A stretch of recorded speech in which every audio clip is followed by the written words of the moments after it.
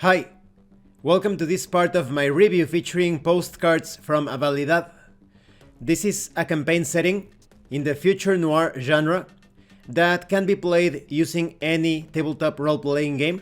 However, the Postcards from Avalidad book contains stats for the Asterisk punk role-playing game and the Actual Fucking Monsters role-playing game.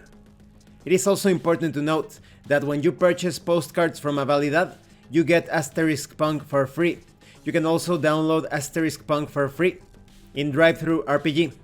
If you haven't seen the other parts of my review, please check out the playlist in the description below.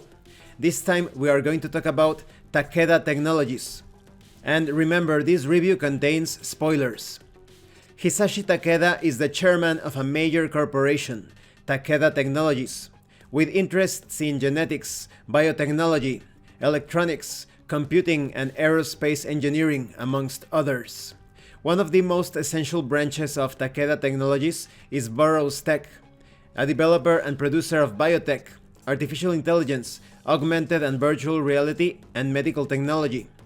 Although based in Tokyo, Japan, Takeda is present in several countries worldwide, among them the United States, England, France, Germany, Sweden, and many others. Tangiers is actually where their most important work is being done at the moment. Although not widely known, Takeda Technologies is part of the Kobayashi Empire, led by one of the most influential and enigmatic figures in Asia and even worldwide, Hideo Kobayashi, the man behind Avalidad's foundation. Despite this, Takeda Technologies, which directs most of its resources to intensive research rather than marketing its products, is undergoing a terrible crisis. Only the profits from the illegal and unethical activities to which Takeda is linked keep the company afloat. Hisashi Takeda is, to some extent, aware of Kobayashi's identity, although he has no precise idea how powerful his patron is. Hideo Kobayashi is an immortal being, a kind of demon, spawned in another plane of existence. He belongs to a sort of caste of demons known as the Apostles of Pain. As far as Takeda is concerned, he's just a powerful entity that he believes to be supernatural in origin. Much of the company's research work is being kept secret, and the results aren't even publicized within the corporation itself. As secret as Takeda's connection to the Kobayashi Corporation is the CEO's own allegiance to the Yakuza. The Matsuda are an influential Yakuza clan, and Hisashi has been himself connected to the Japanese mafia, especially in his younger years. Besides his connection to a Yakuza faction, Hisashi Takeda has other inconvenient secrets to hide.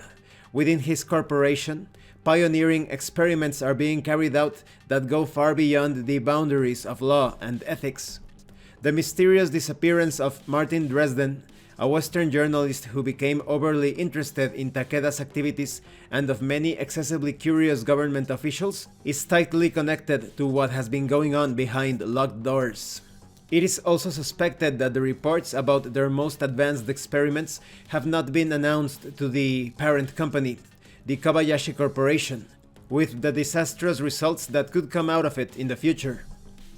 Finally, it has been whispered that a special operations team loyal to Takeda has infiltrated Zone Sec, an organization still nominally controlled by Kobayashi, which maintains the security of the premises and the group's company's workers.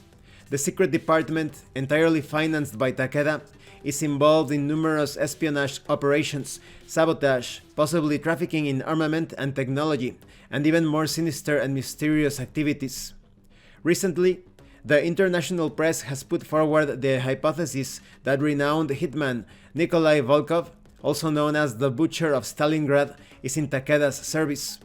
Now let's talk about the Apostles of Pain. The Apostles of Pain were fallen angels, cast down when Lucifer rebelled and was exiled from heaven. They reside in hell. There isn't a single kind of Apostle of Pain. Though they are all different, there are distinctive characteristics shared by most. First of all, they are humanoid, and most of them can communicate with humans. Apparently, language is no barrier for them. Some of them even look like people, severely disfigured and mutated, but still human-looking.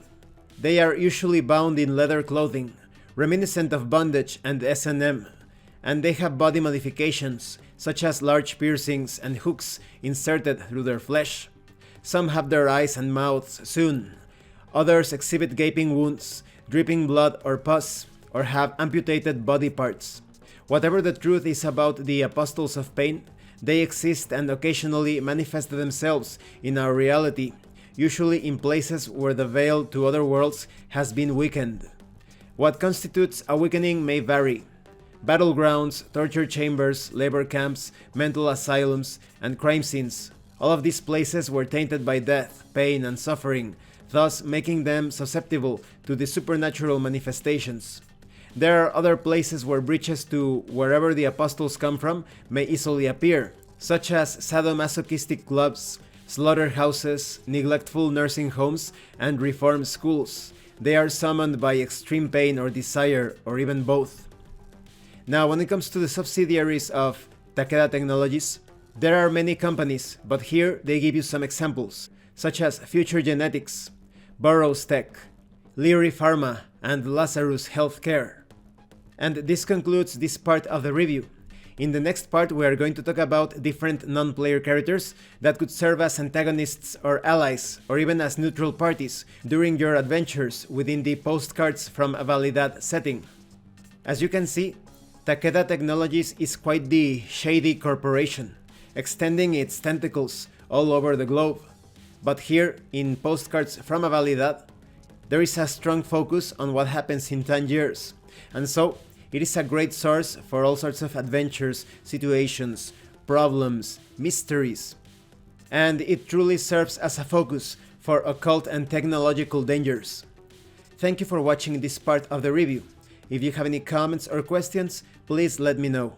And thank you so much to those of you that have been supporting the channel by sending drive-thru RPG gift certificates. If anyone else wants to further support the channel, the information on how to do that will be in the description below. Once again, thank you, and see you later.